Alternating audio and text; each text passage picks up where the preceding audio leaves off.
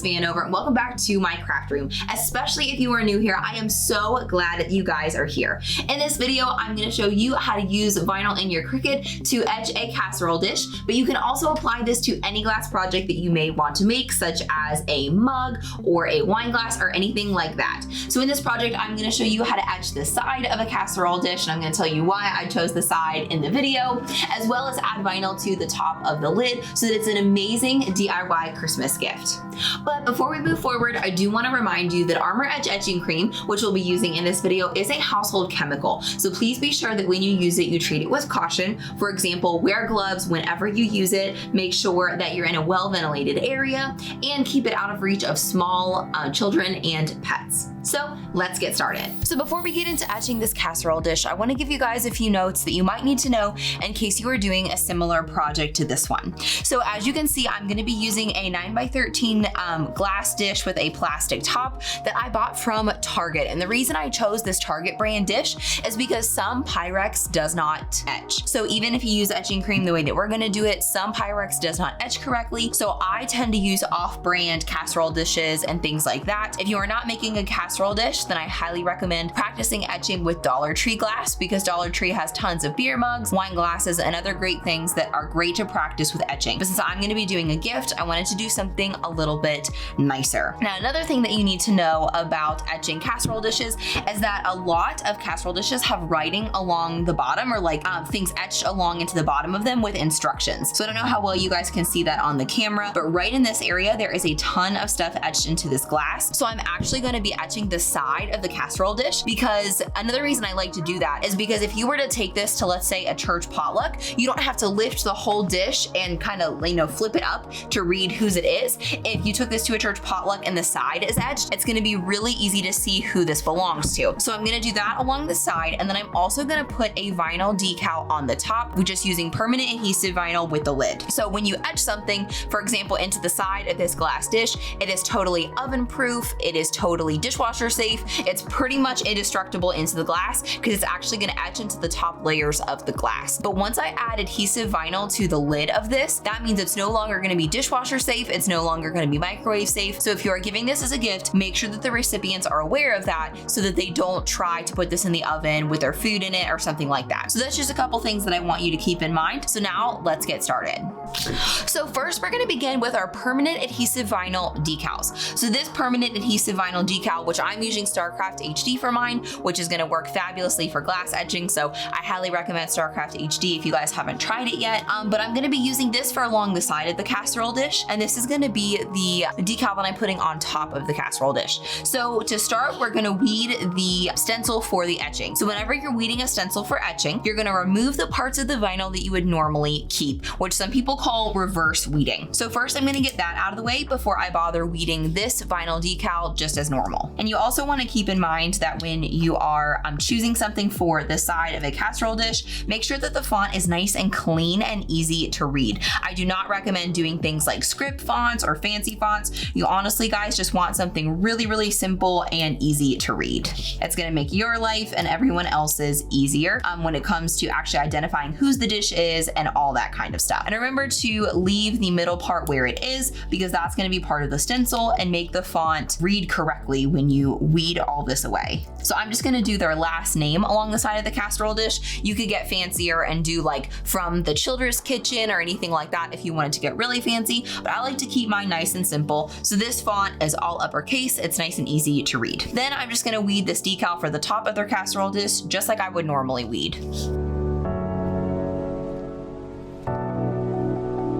All right, and so that's it. So we're gonna set this aside and we can do this toward the end, but I really wanna focus on the etching now. So once you have your decal reverse weeded, the next step is to add transfer tape to it. So I'm gonna be using clear medium tack transfer tape from 143 Vinyl. You guys know if you've watched my videos before, it's my absolute favorite.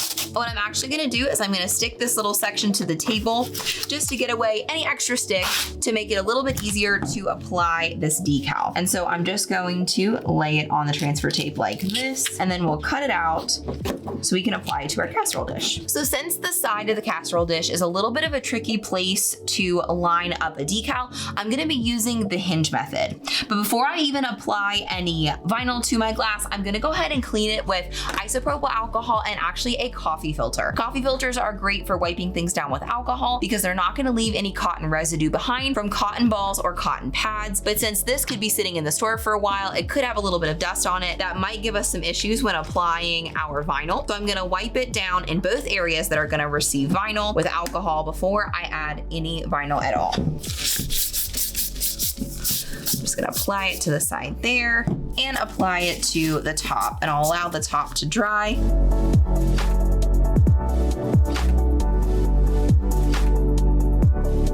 So we'll give that a moment to dry before we apply any decals. But basically what I'm gonna do in order to use the hinge method is I'm gonna put the vinyl onto the side of the casserole dish where I want it, and then I'm actually gonna put painter's tape down the center of it to keep it still. So that way when I go ahead and apply this to my casserole dish, I know that it's applied perfectly straight and exactly where I want it, especially if you're using like a longer last name. It can be really hard to get that on there without being crooked or anything. Grab a piece of painter's tape so that you are ready to use the hinge method, and then you can put your casserole dish up on its side. And even with the backing and the transfer tape on, you're gonna go ahead and place your decal exactly where you want it.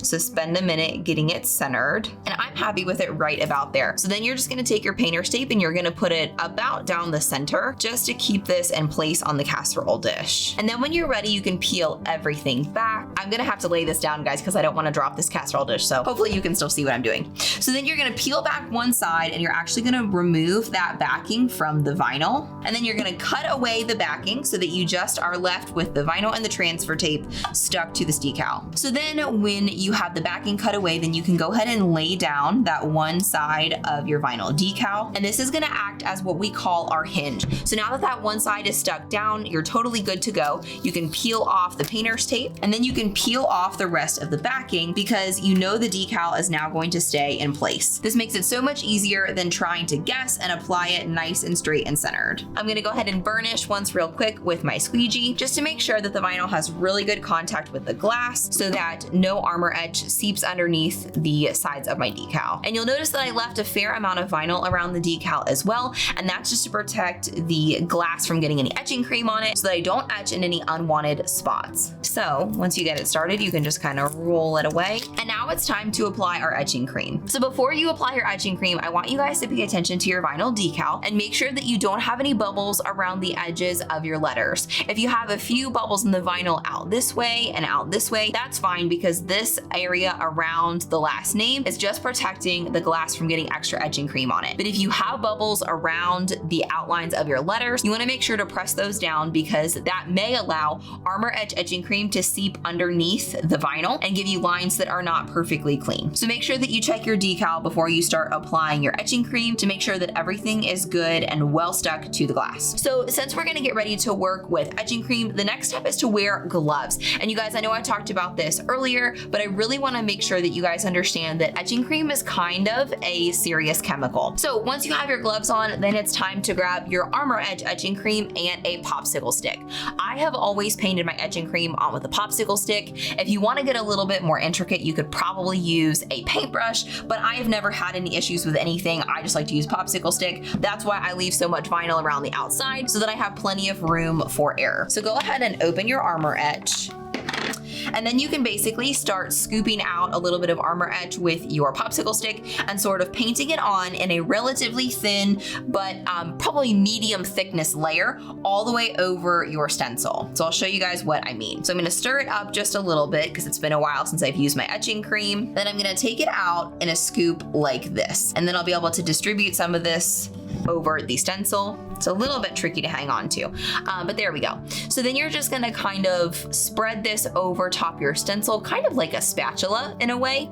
And like I said, you definitely wanna get kind of medium coverage all the way over your etching cream. When you are finished etching, you can actually put the etching cream back into the jar if it hasn't gotten dry and clumped up. So you don't have to worry too much with this craft about waste, which is a really nice feature about etching. So don't be worried about using too much cream or being wasteful. So I'm just gonna keep painting it on or spreading it on like this. And you wanna make sure, especially if you're etching the sides of your casserole dish, that you're not painting it on so thick that when you set your casserole dish back on its like regular bottom, that the etching cream isn't dripping off the sides of the stencil. You definitely don't want any of that because that is not gonna give you a clean etch. So then once you get some thickness built up, you can start kind of moving the etching cream around to make sure that it's covering all of the stencil. Make sure that you can't see any areas of your stencil that don't have a little bit of etching cream on them.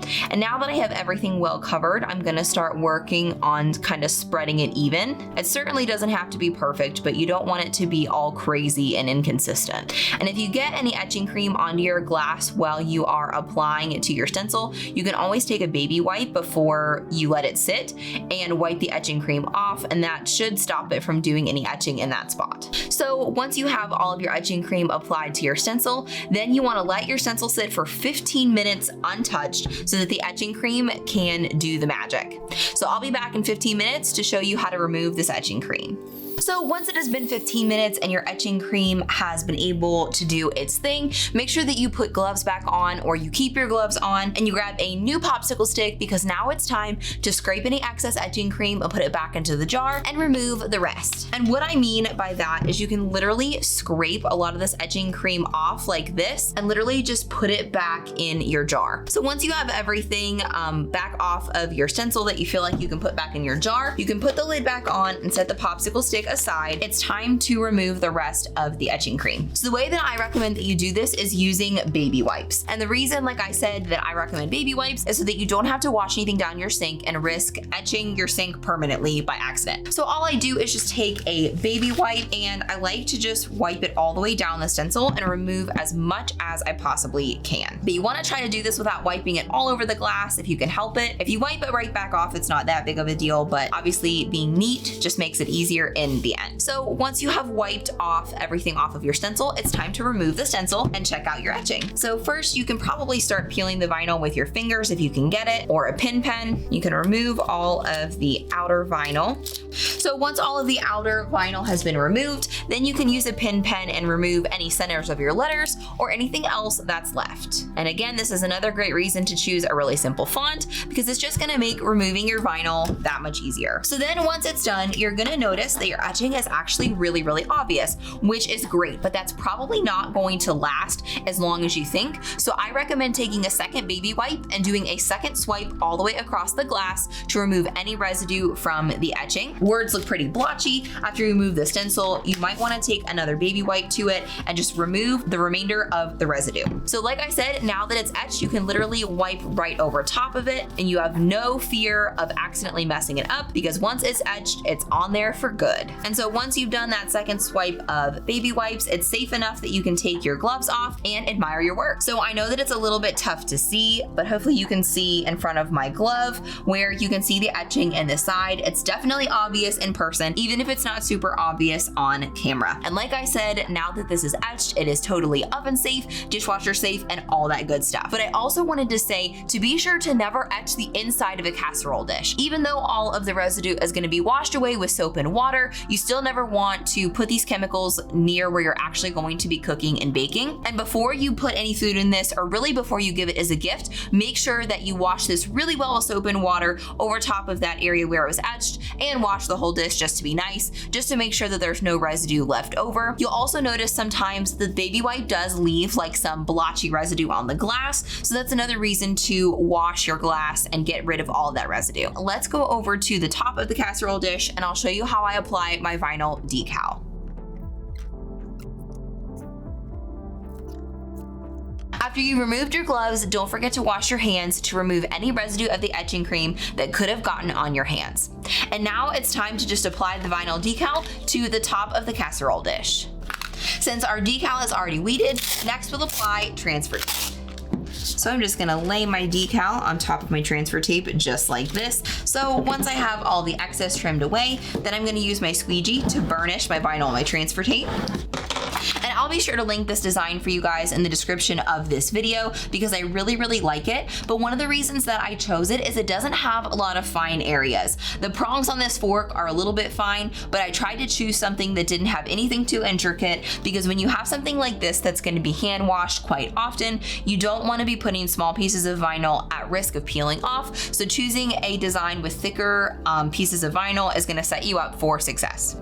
So now I'm just going to center it the best I can and apply it to the top of my casserole dish. I also have this little button here in the center. I know it's a little bit hard to see on camera, but that will also make it easier for me to line up my design. I know that the fork is the center of my design, so if I can get that little button in the center of this D, that's pretty much gonna center my decal on top of my casserole dish for me.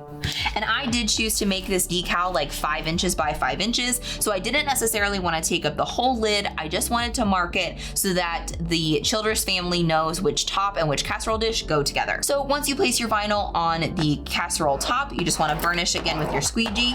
So something else you want to keep in mind about these casserole dish lids is that this is a nice and glossy lid on the top, so that's going to make vinyl a lot easier to apply. If you get one of like the red top Pyrex casserole dishes, sometimes the texture of those is really difficult to apply adhesive vinyl to. So before you give yourself a major headache, you may want to consider what your casserole dish looks like, and you may want to skip the vinyl decal on the top if you think it's going to be too difficult. And then once you've removed your transfer tape from the top of your casserole dish, you have a really super nice gift that is totally customized and perfect for Christmas or holidays or just about any occasion that you can think of. This is one of my all-time favorite gifts to give to newlyweds as well. I've made them for several of my friends.